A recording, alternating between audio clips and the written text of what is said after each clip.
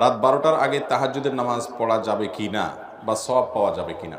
দেখুন, একটা হলো রাতের নামাজ, যেটা এক প্রকারের তাহাজ্জুদ বলতে পারেন, কিয়ামুল লাইল যেটাকে বলা হয়। এটা এশার নামাজের পর থেকে শুরু হয়।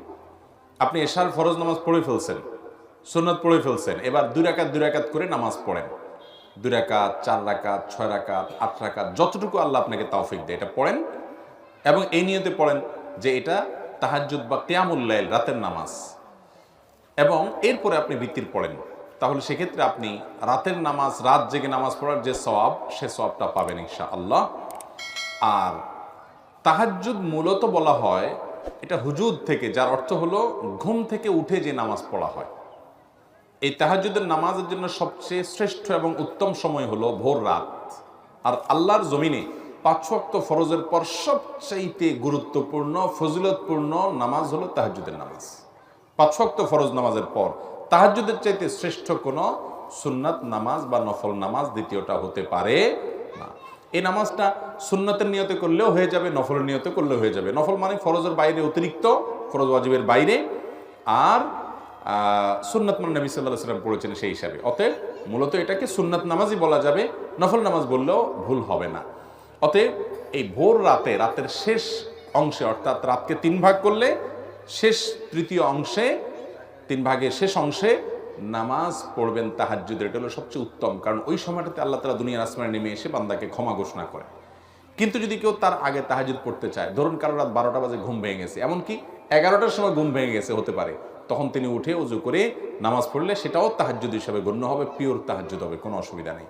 ঘুম থেকে উঠে যে কোনো নামাজ পড়বেন রাতে, আপনি এশার নামাজের পরে ঘুমালেন, ঘুম থেকে উঠে যে কোনো নামাজ পড়বেন 2 রাকাত করে, সেটা তাহাজ্জুদ হিসাবে গণ্য হবে, সেটা 12টার আগে হোক অথবা পরে হোক। তবে যদি শেষ অংশে হয় সেটা সবচেয়ে বেটার এবং অধিক মর্যাদাপূর্ণ। আর ঘুম থেকে উঠার আগে যদি পড়েন তো সেটাও রাত জেগে নামাজের মধ্যে শামিল হবে।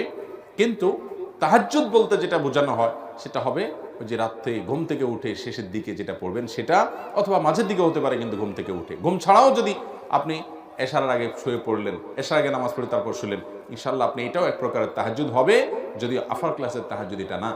এর পাশাপাশি যদি কেউ রাতে না ঘুমায়, সারা রাত জেগেই থাকে, তারপরে তিনি গভীর রাতে যখন পড়বেন, মধ্যরাতের পরে বা শেষ অংশে, অধিকতর উত্তম হবে, ওইটা তাহাজ্জুদ হিসেবে বিবেচিত হবে, যদিও তিনি ঘুম থেকে না উঠেন। সাধারণত মানুষ ঘুম থেকে উঠে পড়ে, সেই হিসাবে তাহাজ্জুদ বলা হয়েছে। তাহলে খোলাসা কথা হলো, এশারের পর থেকে 2 রাকাত করে যত নামাজ পড়বেন, এগুলো সবগুলো রাতের নামাজ, নফল নামাজ, এক প্রকারের তাহাজ্জুদ হিসাবে গণ্য হবে।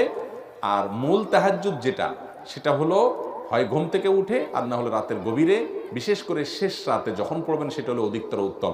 এই তাহাজ্জুদ নামাজ পড়ার নিয়ম হলো 2 রাকাত করে পড়বেন, সেটা উত্তম। কারণ নবী করিম সাল্লাল্লাহু আলাইহি ওয়াসাল্লাম বলেছেন, সালাতুল লাইলি ওয়ান নাহারি মাসনা মাসনা, দিন এবং রাতের নামাজ 2 রাকাত করে। এবং এই নামাজগুলো যত লম্বা করতে পারবেন সেটাই ভালো হবে। আমাদের আয়েশা নবী সাল্লাল্লাহু আলাইহি ওয়াসাল্লাম সম্পর্কে বলেছেন যে তিনি যে রাতের নামাজ পড়তেন, অর্থাৎ তাহাজ্জুদ পড়তেন, লা তাসআলু আন হুসনিহিন্না ওয়া তুলিহিন্না, সেগুলোর সৌন্দর্য যে কি ছিল আর বলো না। লম্বা লম্বা কেরাতে, লম্বা লম্বা রুকু, লম্বা লম্বা রুকু থেকে উঠে আবার লম্বা সময় অপেক্ষা করা, সিজদা গিয়ে দীর্ঘ সময় অপেক্ষা করা, সিজদা থেকে উঠে সোজা হয়ে বসে দীর্ঘ সময় অপেক্ষা করা, আবার এভাবে দেওয়া। 2 রাকাত সালাতে অনেক সময় দিতেন। এভাবে যত আস্তে আস্তে নামাজ পড়বেন তাহাজ্জুদ, তত উত্তম হবে। এরপরে ভোর রাতে দোয়া কবুল হয়, আল্লাহ তাআলার কাছে দোয়া করবেন। অনেক সালাফ বলেছেন, তাহাজ্জুদের নামাজ পড়ার অভ্যাস নাই, এই লোক কখনো আল্লাহর নেককার, মানে আল্লাহর খুব কাছাকাছি যাওয়া বান্দা, মুকাররাব বান্দা, সালেহ বান্দা, আল্লাহর প্রিয় এবং অলি এটা হতে পারে না।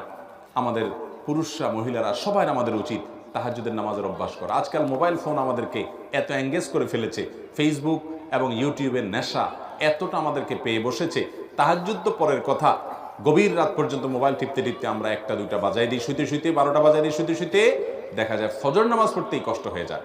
আপনি তো এশার নামাজের পরে আর কোনো কথাবার্তা না বলেন, শুয়ে পড়েন, যত সব কাজকাম সব এশার আগে সেরে ফেলেন, এবং এটাই হাদিসে নির্দেশ করা হয়েছে, তাহলে দেখবেন তাহাজ্জুদ, বিশেষ করে শীতের সময় বড় রাত, আপনার পড়া এমনি সহজ হয়ে গেছে, রাতে আপনার ঘুম হয়ে গেছে। আল্লাহ তাআলা আমাদেরকে তাহাজ্জুদ পড়ার তৌফিক দান করুন। তাহলে রাত 12টার আগেও তাহাজ্জুদ হতে পারে, তবে সবচেয়ে উত্তম হলো ভোর রাতে তাহাজ্জুদ।